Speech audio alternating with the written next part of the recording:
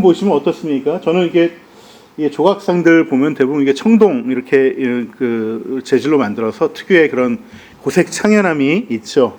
그래서 이 지금 러시아어가 바로 뭐냐면 출근하는 사람들의 모습을 이렇게 그렸던 것인데요. 이 조각상은요 실제 사람들을 세워놓고 이렇게 석고로 본을 뜬 다음에 이렇게 안에다 주물을 채워서 만든 작품이라서 굉장히 리얼합니다. 그 리얼함 속에 보시면 얼굴들을 보시면은 이 얼굴들이 어떻습니까? 굉장히 피곤해 보이고 번태로워 보이고 날마다 같은 직장에 쳇바퀴 돌듯이 또 이렇게 나갔다 들어오는 저마다 각자 제 갈 길을 살아가는 그런 모습들이 그대로 드러나고 있죠. 저도 요즘은 이렇게 아침 출근길에 지하철이나 버스 이렇게 타본 지 오래됐지만은 예전에도 아침 일찍 이렇게 7시 이렇게 지하철 타고 차가 아니라 버스나 이렇게 타보면은 그 가운데 정말 환한 얼굴로 야 오늘 좋은 일이 있을 거야 라고 이렇게 희망찬 얼굴로 출근하신 분이 거의 없습니다. 대부분 피곤에 쪄들어서 이게 못다 이룬 잠을 버스나 지하철에서 자고 또 지하철 같은 경우는 굉장히 사람이 많죠. 막 이리 채이고 저리 채이고 하면서 이게 그 와중에서도 눈을 감고 이렇게 이리 채이고 저리 채이고 하시면서 출근하는 모습들을 보게 됩니다. 만약에 이 작품에 나온 사람들 또 우리 이렇게 일상을 살아가시는 분들이 퇴근 후에 노래를 부른다면 어떤 노래를 부를까? 아마 저도 옛날에 이 노래를 많이 불렀었는데요. 김광석이라는 가수 아시죠? 네, 서른 즈음에 이 노래를 많이 부르지 않았을까? 제가 한번 불러볼까요? 네.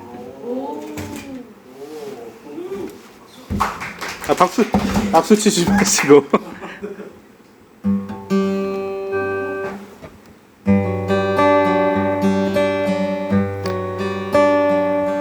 또 하루 멀어져 간다. 내 품은 담배 연기처럼 작기만 한 내 기억 속에 무얼 채워 살고 있는지 점점 더 멀어져 간다. 머물러 있는 청춘인 줄 알았는데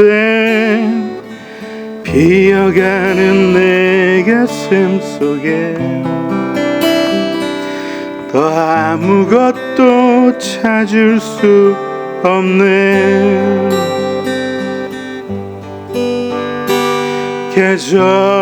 계절은 여기까지만 이렇게 네.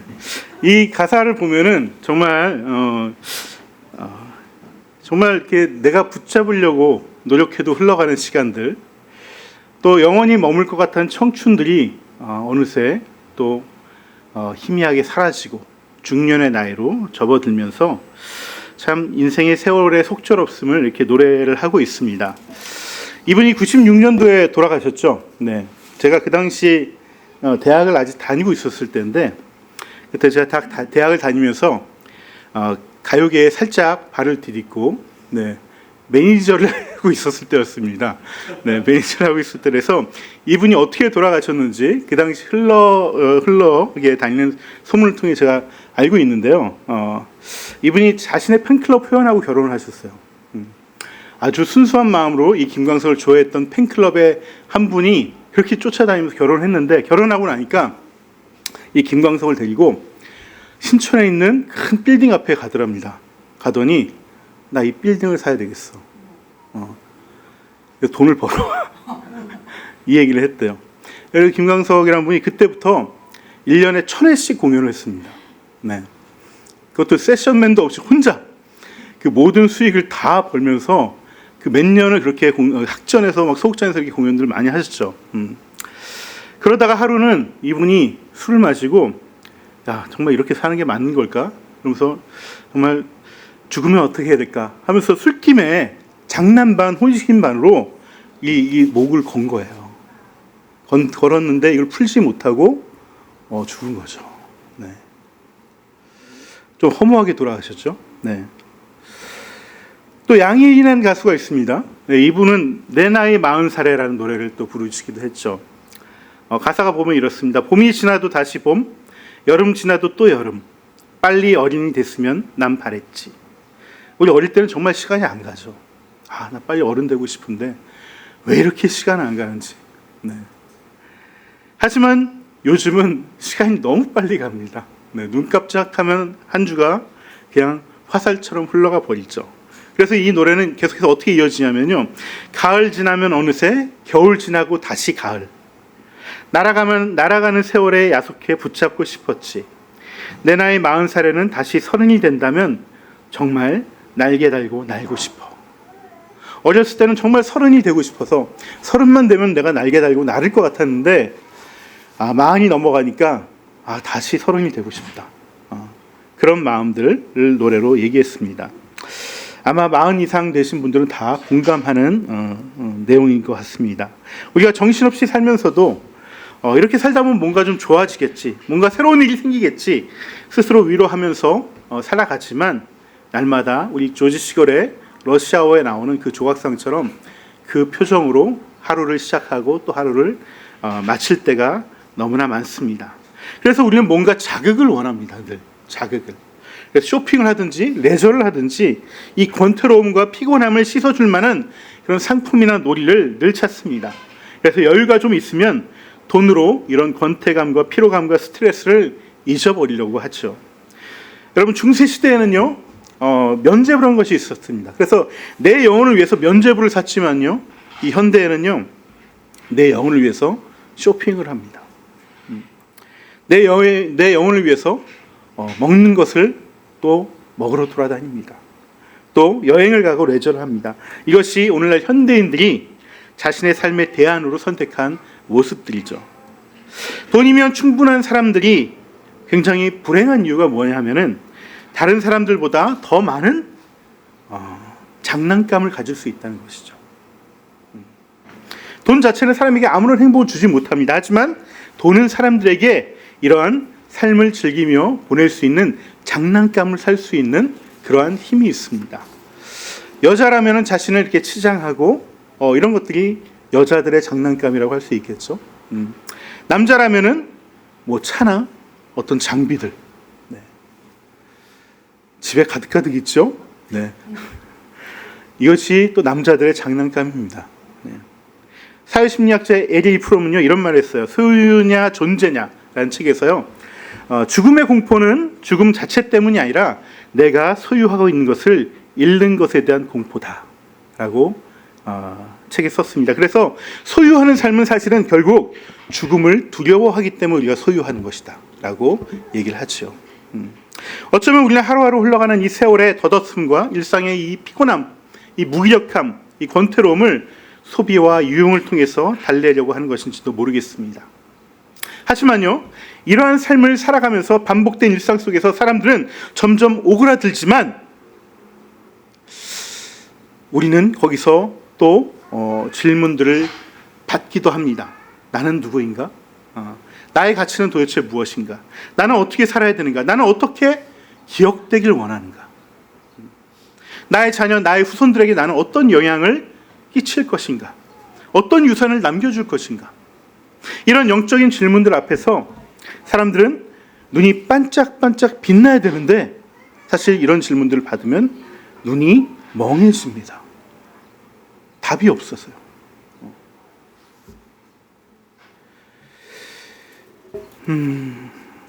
오늘 본문에 나온 베드로도 이러한 날마다 똑같은 다를 것 없는 피곤한 일상을 살아가던 사람이었습니다. 그래서 권태와 피곤을 느끼고 오늘도 별거 없었구나 라고 하루를 마치는 그런 어부에 불과했습니다. 이런 베드로의 마음을 살피면서 오늘 말씀 제가 다시 한번 읽어보겠습니다. 예수께서 게네사렛 호숫가에 서 계셨다. 그때 무리가 예수께 밀려와 하나님의 말씀을 들었다. 예수께서 보시니 배 두 척이 호숫가에 되어 있고 어부들은 배에서 내려서 그물을 싣고 있었다. 예수께서 그 배 가운데 하나인 시몬의 배에 올라서 그에게 배를 못해서 조금 떼어놓으라고 하신 다음에 배에 앉으시어 무리를 가르치셨다. 예수께서 말씀을 그치시고 시몬에게 말씀하셨다. 깊은 데로 나가 그물을 내려서 고기를 잡아라. 시몬이 대답하였다. 선생님, 아마 여기서 베드로는 아마 뜸을 들였을지도 모를 것 같습니다. 선생님, 우리가 밤새도록 애를 썼지만 아무것도 잡지 못했습니다. 속에서는 나 귀찮게 하지 마세요 라는 말이 여기까지 나왔을지도 모르겠어요. 그러나 선생님이 말씀하신 대로 그 그물을 내리겠습니다 라고 베드로는 아마 얘기했을 것 같습니다. 여기 나오는 베드로는요, 우리가 지금까지 얘기했던, 그리고 조지 시걸에 나오는 러시아어에 나오는 사람들의 1세기의 모습이 아닐까라는 생각을 해보게 됩니다. 베드로는 일상에서 지칠 대로 지쳐있는 사람입니다. 지금은 상황이요, 시간이 아침이에요. 아침. 힘찬 하루가 시작돼야 될 시간이지만 베드로는 밤새도록 고기를 잡았고, 하지만 아무 고기를 한 마리도 잡지 못한 상황입니다. 그물을 싣고 있었다는 것은요, 이제 다 정리한 거예요. 저도 그물 싣는 거를 보기만 했지만은, 보기만 해도 그물 싣는 거 굉장히 힘든 것 같습니다. 근데 밤을 새고 나서 이제 집에 가려고 그물을 싣고 있는 채비를 하고 있었다는 것. 이거는 그 마음이 기쁜 마음으로 그물을 싣는 것이 아니라 정말 낙담한 마음으로 이 그물을 싣고 있었던 것이죠. 우리 최바울 목사님 밤새 또 이렇게 열심히 뛰고 계신데, 저도 예전에 이 대리 일을 했었습니다. 네. 근데 정말 일이 안 될 때가 있거든요. 네. 새벽에 동틀 무렵까지 있었는데도 정말 몇 푼 손에 쥐지도 못하고, 정말 가벼운 주머니로 정말 집에서 먼 곳에서 새벽 첫 버스 타고 집으로 가는 그 마음. 네. 바로 그 마음이, 그 모습이 베드로의 모습이 아닐까 생각을 해봅니다. 여러분, 학생이라면요, 밤새 공부해서 시험장에 갔는데 시험지를 받아든 순간 이번에도 망했구나. 그리고 이렇게 패잔병 모습으로 시험장을 나올 때의 모습일지도 모르겠습니다. 집에 아이를 돌보는 주부라면요, 정말 날마다 이게 똑같은 일 반복하면서 아이를 키워내지만 아이들이 말을 안 듣고, 또 내 입에서도 계속 안 좋은 얘기가 나오고 얼굴이 찌푸려지는 내 모습을 보면서 정말 몸도 마음도 지쳐서 마치 우울증이라도 걸린 것 같은 그런 마음이 들 때의 모습일지도 모르겠습니다. 그런데요, 주님은요, 바로 그럴 때 찾아오신다는 거예요. 그럴 때 찾아오십니다.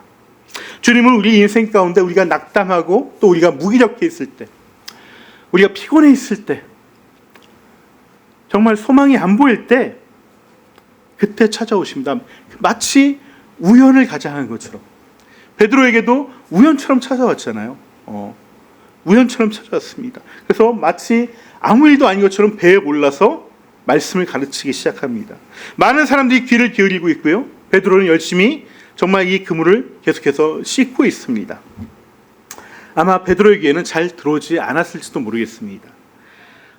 베드로의 생각은 아마 이런 생각이었을 거예요. 이대로 들어가면은 우리 마누라가 또 뭐라고 박박 긁을 텐데, 오늘 뭐 먹고 살지?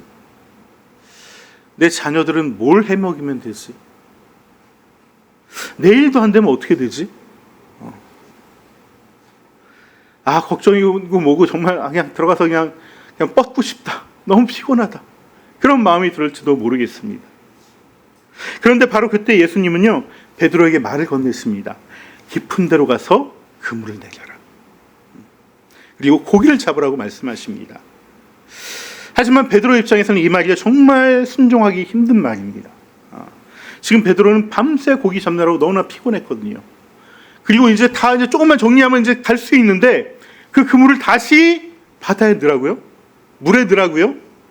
저도 커피 트럭을 나가 보면요, 이제 막 열심히 하잖아요. 하고서 이제 정리하고 있는데 와가지고 한 잔만 주세요 이렇게 하시는 분 있어요. 정말 이게 싫어요. 나 다 정리하고 있는데 뭘 또 달라는 거야. 예. 정말 머신키고 싶지 않습니다. 네. 그런데 다 정리를 하고 있는 베드로에게 다시 그물을 던지라고 얘기를 하고 있는 것이죠. 정말 이제 순종하고 싶지 않는 말입니다. 게다가 아침이면요, 사실 밀물이 들어올 때잖아요. 밀물이 들어오면요, 고기들은 밀물을 따라서 해안가로 들어오거든요. 그럼 해안가 얕은 데서 고기를 잡아야지 잡히는데, 그걸 깊은 데 가서 잡으라니까 이치에도 맞지 않는 거예요. 그러니까 정말 말이 안 되는 요구를 주님께서 하고 계신 것이죠. 하지만 베드로는 그 예수님의 말에 순종하기로 했습니다. 하지만 예수님의 말에 순종한 베드로는요, 이것이 믿음의 순종은 아니었던 것 같아요.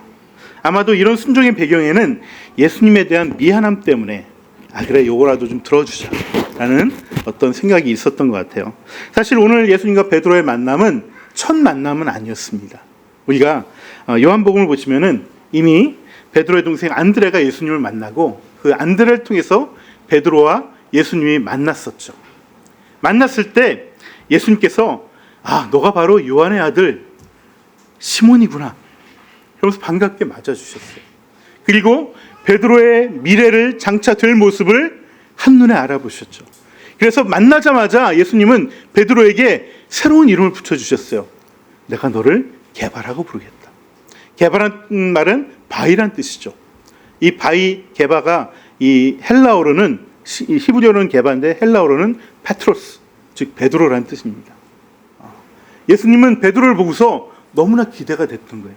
그래서 이 베드로에게 새로운 이름을 붙여주시면서 내가 너를 쓰고 싶다, 너와 함께 하고 싶다라고 이미 축복하고 칭찬하고 기대를 말씀해 주셨습니다. 이렇게 예수님은 베드로에게 많은 기대를 하셨지만은 베드로는 그 제자의 자리를 아마 거부했던 것 같아요. 다시 어부의 삶, 일상의 삶으로 돌아갔던 것이죠. 그에게 있어서 예수님의 제자의 자리, 또 새로운 나라의 하나님의 나라에 대한 이 소망이 너무나 좋았지만 그것보다 나에게 더 우선시되는 것은 내 생업이었던 것이죠. 내 가정이었던 것입니다. 신앙도 좋고 훌륭한 선생도 좋지만 그래도 내가 가장인데 우리 가정 먹고 사는 게 더 중요하지 하면서 다시 고기잡이 현장으로 돌아갔던 것입니다. 그랬던 베드로를 예수님은 우연히 다시 만난 것처럼 다시 만나서 그 배에 오르고 말씀을 전하시다가 베드로에게 깊은 곳에 가서 이 그물을 내리라고 말씀하신 것입니다. 여러분, 주님의 명령과 권유 앞에서 우리는 늘 사실은 머뭇거리고 거부하고 도망갈 때가 많습니다. 그래도 한 번은요, 우리가 용기를 내봤으면 좋겠어요. 그래서 그 권유와 그 말씀에 한번 순종하면 좋겠어요. 억지로라도 한번 순종해 보면 좋겠습니다. 여러분, 내가 주님의 부르심 가운데 결단하지 않고 순종하지 않으면요, 그렇게 찾아오시는 주님을 우리는 온전히 만날 수 없습니다. 그 만남의 축복을 온전히 우리가 누릴 수 없습니다. 우리가 풍성한 삶으로의 초대를 하다 보면은 마지막에 그 복음으로의 초대 앞에서 머뭇거리시는 분들이 많이 있습니다. 또 신앙의 단계 성장의 어떤 단계 속에서 머뭇거리고 더 앞으로 나아가지 않으려는 분들이 많이 계십니다. 왜냐하면 여러 가지 이유와 핑계거리가 떠오르기 때문에 그렇죠. 지금 형편이 너무 어려워서, 상황이 너무 안 좋아서, 또 이게 신앙생활을 하면은 또 여러 가지 시간도 뺏기고 또 헌금도 해야 되고 그런데 그게 너무 부담스러워서, 또 이리저리 손해보는 것 같아서 머뭇거릴 때가 많이 있습니다. 주님은요, 우리의 실패의 자리 가운데, 우리가 무력한 가운데, 우리의 일생의 피곤함 가운데 늘 찾아오시는데요. 하지만 그 실패의 자리가 주는 힘겨움과 피곤함과 무기력으로 인해서 우리는 그 찾아오신 주님을 온전히 영접하지 못할 때가 많다는 것이죠. 그래서 그럴 때일수록 우리가 힘을 내서 그 주님의 말씀을 받아야 될 것 같습니다. 주님은요, 우리가 이렇게 힘들어하고 머뭇거릴 때 사실 주님이 하고 싶은 얘기는 이겁니다. 뭐냐면, 지금 너희가 사는 모습은 내가 원하는 모습이 아니야. 내가 디자인하는 모습이 아니야. 지금 어쩔 수 없이 끌려가듯이 하루하루 살아가는 너희 모습을 그렇게 살려고 내가 너희들 이 땅 가운데 보낸 것이 아니야. 이 말을 하고 싶은 거예요. 나는 너에게 엄청난 계획을 가지고 있다고. 그 일을 함께 하면서 그 영광의 길을 함께 가지 않겠어? 이 말을 해주고 싶었는데 그게 보이지 않는 것이죠. 주님께서는 나에게만 가지고 있는 계획이 있고요, 나에게만 있는 가치가 있고 나만이 할 수 있는 일들이 이미 만세 전에 예정을 해놓으셨어요. 계획을 해놓으셨습니다. 매일매일 반복되는 고기잡이 하는 일, 그 이상의 삶이 예비되어 있다라고 베드로에게 말씀하고 있는 것입니다. 물론 이 부르심과 이 계획은요, 어떤 엄청난 일을 얘기하는 것이 아닙니다. 다니던 직장을 그만두고 어부일 그만두라는 것이 아닙니다. 하던 일을 하지 말라는 것도 아닙니다. 그 일을 통해서 새로운 일, 고기 잡는 일을 통해서 사람 낚는 일을 하라고 새롭게 의미를 부여해 주시는 것입니다. 새롭게 지경을 넓히시는 것입니다. 새롭게 비전을 허락해 주시는 것입니다. 그런데 우리는 자꾸 핑계를 찾습니다. 예수님 믿으면 왠지 내 삶에 자유함이 없을 것 같아. 더 피곤할 것 같아. 또 어떤 분은 지금까지 제가 교회 다녀봤는데 별거 없더만요. 뭐 달라진 게 있나요? 실제로 많은 사람들은요, 자기 안에 심겨진 이 가치와 이 가능성이 있다는 사실 자체를 믿지 않습니다. 30년 전에 나왔던 만화인데요, 광수생각이라는 만화가 있습니다. 그 가운데 정말 우리의 이런 모습을 그대로 그린 것 같은 만화가 있어서 제가 한번 소개를 드리려고 합니다. 6컷으로 된 만화인데 PPT 한번 띄워주시기 바랍니다. 네, 글이 좀 작죠? 제가 읽어드리겠습니다. 첫 컷입니다. 이 벼룩입니다. 벼룩. 이게요. 네. 벼룩. 지금은 주변에서 찾아보기 어려운 녀석입니다. 두 번째입니다. 벼룩은 60cm 이상 뛸 수 있습니다. 내 몸의 몇십 배. 야오라고 이제 벼룩이 얘기하죠. 네. 이 벼룩을 30cm 높이의 유리컵 안에 가두면 벼룩은 유리컵 이쪽 저쪽에 머리를 부딪히다 쿵쿵쿵 나중에는 28cm 정도만 뛰게 됩니다. 그리고는 유리컵을 치워도 계속해서 28cm만 뛰게 됩니다. 저는 이것이 오늘날 많은 기독교인들이 가지고 있는 문제라고 생각을 합니다. 하나님은 여러분들 만드실 때 공장에서 찍어내듯이 그냥 똑같이 만드시지 않았습니다. 한 사람 한 사람 보시면서 엄청난 가능성과 가치와 의미를 가지고 만드셨다는 것이죠. 그런데 우리는 살아오면서 일상에 치이고 삶에 치이고 세상의 욕심에 눈이 어두워져서 수많은 사람들이 나에게 말하는 그런 일들, 말들만 기억에 새기고 귀를 기울입니다. 그래서 나는 28cm밖에 뛰질 못해 라고 스스로 믿으며 살아갑니다. 더 이상 뛰면은 나 머리 아파. 나 죽을지 몰라. 더 시도해도 안 되니까 안 된다라고 스스로 세뇌하면서 살아가는 것이죠. 그리고 인생 뭐 다 그렇게 사는 거지. 우리 죽어서 천국은 예정돼 있으니까 죽어서 천국 가면 되는 거야 라고 스스로에게 말을 합니다. 다들 그렇게 살아. 나 정도만 해도 잘하는 거야. 이런 식의 얘기를 스스로에게 하게 되는 것이죠. 그러나 주님께서는 말합니다. 너는 28cm만 뛰게 만든 것이 아니라 60cm 이상 뛸 수 있도록 내가 너를 만들었단다. 원래 그렇게 디자인해 놓은 거야 너를. 이렇게 말씀하신다는 것입니다. 베드로는 그날 주님의 말씀에 억지로 순종했지만, 미안해서 순종했지만 고작 28cm나 뛰던 인생에서 무려 60cm 이상 뛸 수 있는 새로운 가능성을 보게 됐습니다. 스스로에게서. 베드로는 깊은 곳에 금을 내리라는 말에 네 하고 곧장 달려가지는 않았을 것 같지만 그래도 결국 순종했기 때문에, 주님의 말씀을 정말 따랐기 때문에 그 놀라운 가능성을 보게 된 것이죠. 배가 가라앉고 그물이 찢어지는, 그래서 혼자 들어 올리지 못하는, 그래서 옆에 있는 동료들에게 와서 같이 좀 들어달라고 이렇게 낑낑거리면서 그 많은 물고기를 잡게 되는 놀라운 경험을 하게 된 것입니다. 많은 사람들이 주님의 초대예요. 아직 좀 더 생각해 봐야겠습니다. 성경을 좀 더 알아보고 내가 아는 게 없어서 좀 믿지 못할 것 같습니다. 또 믿음을 가지고 있는 사람들 중에서도 좀 여유가 생기고 형편이 되면은 그때 결단하겠습니다 라고. 하지만 베드로는 억지로라도 순종함으로써 엄청난 가능성의 세계를 보게 된 것이죠. 제가 가능성의 세계라고 한 이유는요, 이게 끝이 아니기 때문에 그렇습니다. 주님이 우리에게 주시는 복은요, 승진이나 어느 날 로또같이 찾아오는 이렇게 수많은 물고기, 어려운 재물이 아닙니다. 어떤 행운이 아닙니다. 예수님이 우리에게 주시려는 것은 새로운 삶의 길을 여는 비전을 주시겠다는 거예요. 비전을 주시겠다는 거예요. 주님은 베드로에게 엄청난 양의 물고기를 잡게 하시고서는요, 그게 다가 아니다. 내가 너에게 사람 낚는 어부가 되게 해주겠다. 놀라운 얘기를 하십니다. 이거는 베드로가 그 전에 한 번도 꿈꿔보지 못한 것입니다. 그가 꿈꾸었던 거는, 야, 정말 배가 가라앉을 정도로 물고기 한번 잡아봤으면 좋겠다.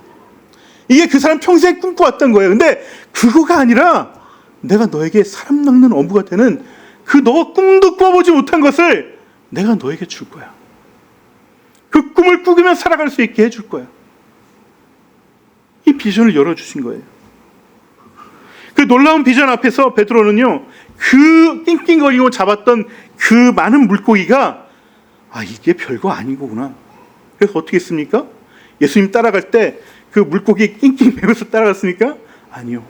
그렇게 낑낑거리며 잡았는데 다 놓고 예수님 따라갔습니다. 이거 별거 아니구나. 진짜가 여기 있었네. 이게 나를 정말 가슴 뛰게 하고 행복하게 하고 살아있게 하는 거구나. 그것을 보는 순간 예수님을 따라가기 시작했다는 것입니다. 여러분, 여러분의 삶의 비전은 무엇입니까? 그냥 남들보다 좀 돈 많이 벌어서 편하게 사는 것입니까? 좋은 대학 가고 좋은 직장에 다니는 것이 비전입니까? 먹고 사는 것 걱정 없이 사는 게 비전입니까? 저는 돈을 좀 벌어서 좋은 일을 하려고요. 그렇다면 그 좋은 일이라는 비전이 정말 하나님 나라와 상관이 있는 비전입니까? 어떤 비전을 가지든요, 그 비전이 하나님 나라와 상관이 없다면요, 여러분의 인생은 늘 피곤합니다. 늘 지치고 삶에 쫓길 것입니다. 물론 삶의 비전을 가진 사람들도 피곤하고 공고합니다. 하지만 삶의 비전을 가진 사람들은 그 피곤과 힘듦을 이겨낼 수 있어요. 저도 이 목회 삶이 너무나 힘들고 고단합니다.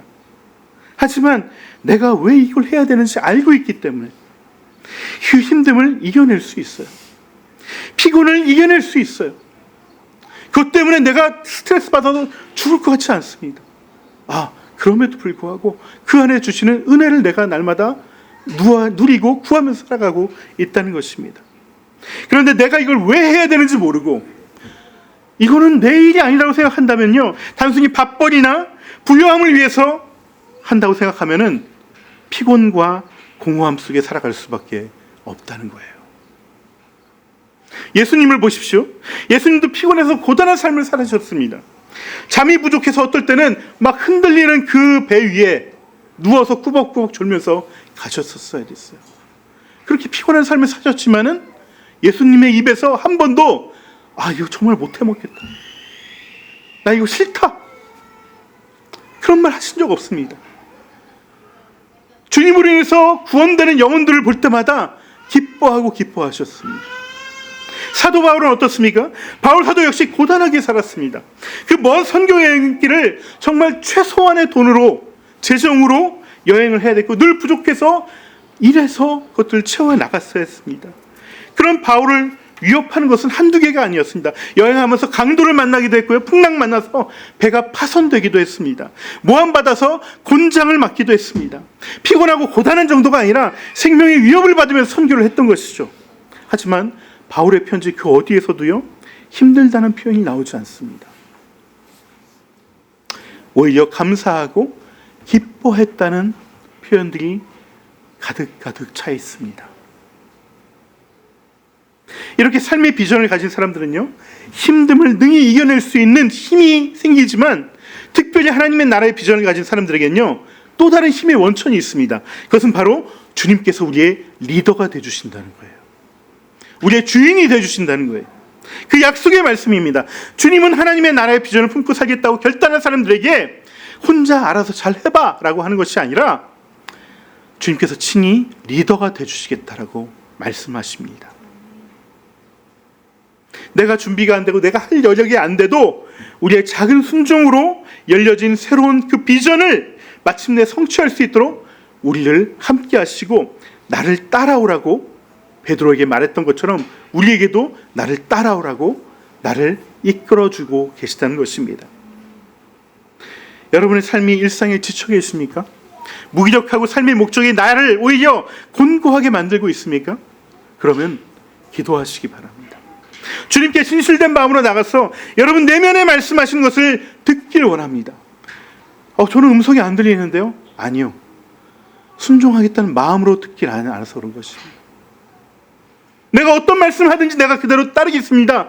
그 마음으로 주님께 물으시면은 반드시 주님은 말씀하시고 감동을 주십니다.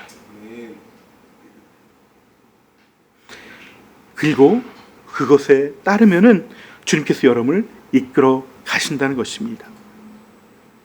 우리가 주님을 신뢰하고 내 주인으로 삼아서 그분을 따라가면 지치고 무기력하고 피곤한 삶 속에서 새로운 기쁨과 새로운 생명력과 새로운 비전에 사로잡혀서 주님과 함께 동행할 수 있습니다.